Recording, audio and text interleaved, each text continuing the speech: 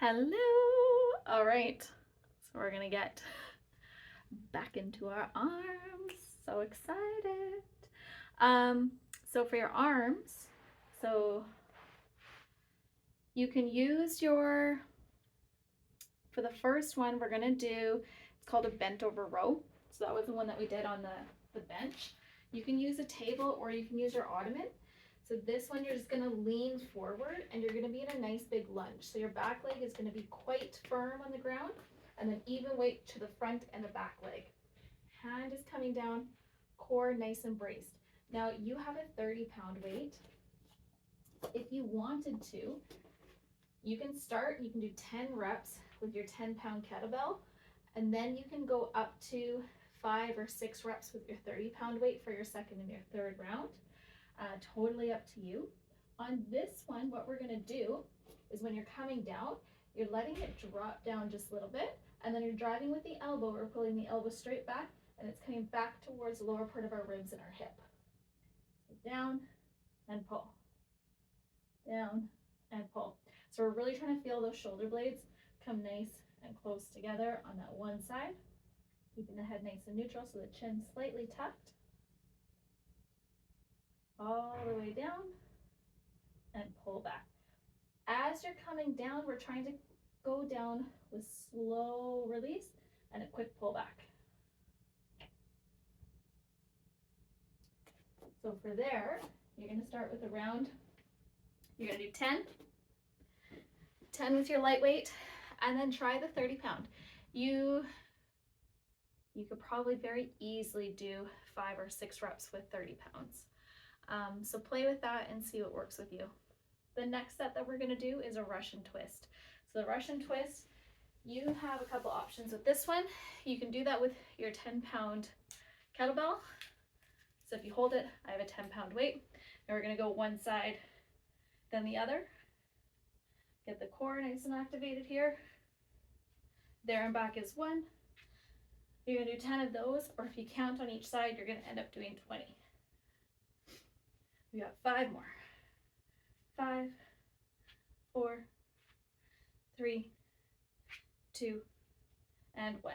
On these ones, when you're sitting, knees slightly bent, toes are going to be flexed up towards the ceiling, back nice and strong, slight lean back enough so you just start to feel the core starting to fire, and then we're going from one side to the other. Beautiful.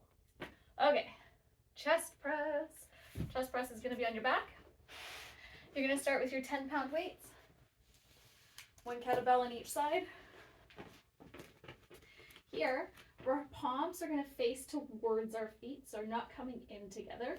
It's like we're doing a reverse push-up. As you're coming down, the weights are going to come right across your nipple line. So you're going for about the mid-range of your rib cage and pushing straight up. Do 10 of these. 3, 4, 5, 6, 7, 8, 9, and 10. Beautiful. As you get stronger with those, if you start to bring this workout into the gym, which I recommend that you do maybe once a week, maybe once every 2 weeks, and just start to play with a little bit more weight. So you can go 12 pounds, 15 pounds, and that's probably going to be where you feel most comfortable to stop at. But do 10 pounds for quite a bit, or not quite a bit, but do 10 pounds for a little bit, and just start to play with that. When you have your weights up above you, you should be able to feel your arm bone plug right in, and it should be able to just kind of rest. You shouldn't be feeling like it's like falling one way or falling the other way. Find that place where you're just going to be stacked, wrist over elbow, elbow over shoulder, where it can kind of just balance as though you're carrying a tray of drinks. And you find that little sweet spot. From there, you're just driving the elbows straight down. When they're coming down, again, right across that nipple line, push straight up. Same motion as doing a push-up, you're just on your back here. The next one that we're going to do is going to be your shoulder taps. So your shoulder taps, again, you're going to either use your chair or your ottoman. And for that one, we're coming into that plank position. So feet are going to be extended. You want to be out far enough that you start to feel the core really activated. And then you're just taking right hand, left shoulder, left hand, right shoulder. That's one round. That's two. There, one shoulder and then the other. It's one round each. You're going to do 10 of those or 20 taps in total. Watch that you're not wiggling in the bum. We're pushing evenly through the feet. Nice and stable. Good. 3, 2, and 1. Beautiful. Last one that you're going to do is going to be a shoulder press. So your shoulder press, again, we're going to use our weights on your chair or on your ottoman. For my camera's sake, you get a very candid video here. I'm going to use 2 little blocks because then I can fit in the frame.